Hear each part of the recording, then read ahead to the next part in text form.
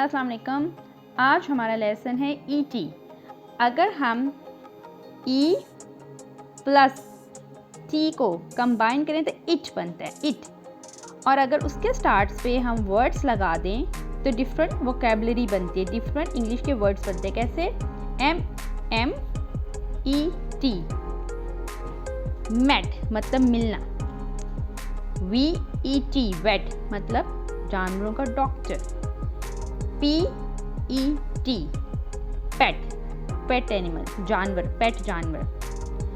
S E T, set, जैसे T set होता है, ठीक है, set. N E T, net, net मछलियां पकड़ने वाला जाल जिसे कहते हैं, ठीक है। Net, set, pet, vet, met. ये वर्ड्स आपको याद करना है आपकी वोकेबलरी के लिए। ये पार्ट ऑफ वोकेबलरी है। ई टी लिख के उसके स्टार्ट पे इस तरह वर्ड्स बनाते जाएं, आपको बहुत आसानी होगी याद करने में। Introduction of in word. In मतलब फॉर एग्जांपल जैसे मैंने प्रीवियस लेसन में बताया, आई प्लस एन। आई और एन को अगर हम मिला के लिखें तो इन बनता है। और अगर इनके स्टार्टिंग पे डिफरेंट अल्फ़ाबेट्स लगा दिए जाएं तो वर्ड्स बनते हैं। किस तरह?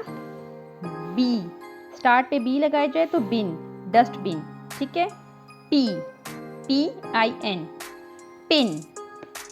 आई एन से पहले टी लगा दिया जाए तो टिन, टिन भी एक तरह से कैन तरह ही होता है। एफ लगा दिया जाए, एफ आई एन, तो फिन, ये मछली का जिसे पर कहते हैं ना, फिन होता है। Okay.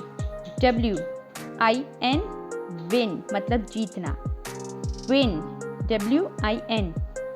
Fin, F I N, tin.